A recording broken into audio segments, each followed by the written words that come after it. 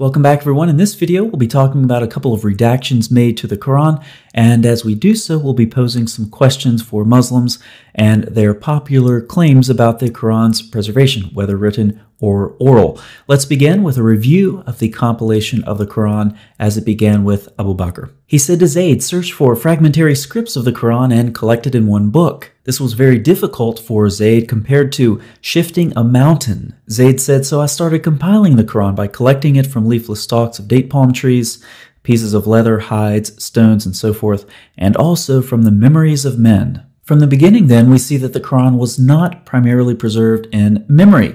Notice the diversity of sources that Zayd used. Leafless stalks of date palm tree, pieces of leather and hides, and from stones, and from memories. Surely the Caliph had the authority to simply call everyone who had memorized the complete Quran together. Just sit them down at a table, and as they recite, have Zayd record their words. But this isn't what happened. The Quran was in fragmentary form, explaining in part the difficulty of Zayd's task. Nevertheless, he finished his work, and the manuscripts of the Quran remained with Abu Bakr, and then Umar, and then Hafsa. Now let's fast forward to Uthman. Problems arose because of differences in the recitation of the Quran, so Uthman sent a message to Hafsa asking for the manuscripts that he would compile in perfect copies and then return them. He called on Zayd once again. In the case of any disagreements, it was to be written in the dialect of the Quraysh. When this was complete, Uthman sent his copies out to various provinces and ordered that all the other Quranic materials, whether written in fragmentary manuscripts or whole copies, be burnt. Now you would think Zayd would say something like, "I've already done this, why am I doing it again?" But he doesn't seem to object. But notice the concern.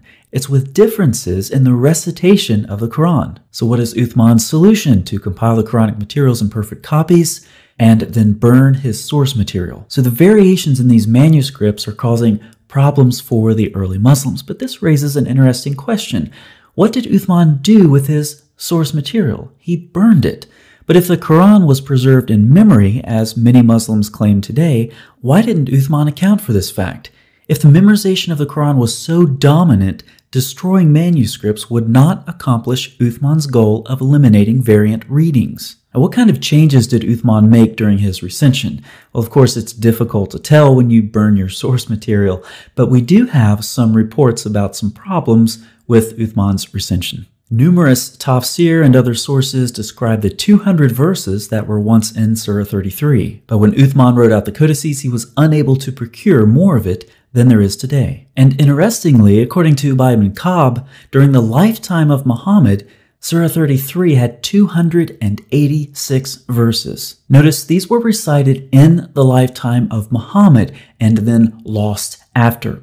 So Uthman apparently lost several dozen verses out of just one surah, but he also made some unspecified changes. Abu Muhammad said whilst copying the Mushafs, he burnt what he burnt from them from what he had changed intentionally or by mistake. Aisha's copy contained a variant reading of Surah 33:56, but this was before Uthman altered the scripture. There are dozens and dozens and dozens of these reports, so let's just leave them for now and move further down our timeline. Did Uthman eliminate all of the variant readings? No, he did not. In the early 8th century, Al-Hajjaj, who is the governor of the Caliph Abdul Malik, is talking about a reading attributed to Abdullah ibn Mas'ud, and he doesn't like it. He doesn't like it at all.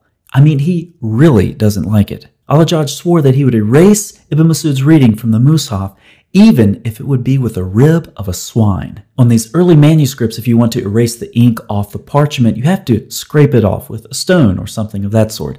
In this case, Al-Hajjaj says he would scrape Abdullah ibn Mas'ud's reading off the manuscript with the bone of a pig. This is the guy revising your Quran, Muslims. And of course, it doesn't stop there. He also said he would kill anyone who is using Abdullah ibn Mas'ud's reading. But this is ironic because Muhammad apparently said, learn the recitation of the Quran from these 4 persons, and Abdullah ibn Mas'ud is one of them. So at the time of Al-Hajjaj, apparently this narration didn't exist, or he didn't know about it, or he didn't care because he demonstrably violated what Muhammad says in this hadith. Now, what kind of changes did Al-Hajjaj make? Once again, it's difficult to tell, but we can try to paint a rough picture. The sources report that the Caliph, Abdul Malik, instructed his advisor Al-Hajjaj to revise the text of the Quran by changing the consonantal skeleton of certain words. He also introduced vowels and diacritical marks for the first time. Sounding much like Uthman, the sources also report that any codex whose consonantal skeleton was not identical to that of the Umayyad Codex was recalled and destroyed. This would explain why little or no manuscript evidence has survived that would make it possible to verify the nature of any change or changes introduced at that time. Also, we have Al-Kindi and Abraham of Tiberias. They say that Hajjaj gathered together every last copy and caused to be omitted from the text many things. Kindi avers to his Muslim addressee that all that I have said is drawn from your own sources, and this would appear to be so, for we find notices in Arabic sources that Hajjaj ibn Yusuf wrote exemplars of the Quran and sent them to the chief cities, that he changed the wording or eliminated variant readings, or introduced diacritical marks into the text. So just like Uthman, al-Hajjaj destroyed the competing copies and then put his manuscripts into circulation. But his destruction was more widespread than Uthman's. Al-Hajjaj destroyed both public and private manuscripts. As you can imagine, some were not happy, including Uthman's family. We have a report of the angry reaction of the family of Uthman towards the new Medinan Quran recension. The governor of Egypt even flatly refused al-Hajjaj's new Quran, but in spite of these difficulties, he was largely successful in standardizing his new text, and by the 2nd century AH, Uthman's manuscript had become a thing of the past. The Uthmanic Codex had disappeared. We have a couple of questions that are relevant to the preservation of the Quran. Whose Quran or recension was memorized or preserved? Was it Muhammad, Uthman, or al-Hajjaj? Further, who gave Uthman or al-Hajjaj the authority to redact the Quran? These are important questions that Muslims who want to claim the Quran has been preserved need to answer. Let's put this another way. On your screen, you have a timeline with dates for the various Qurans and or recensions.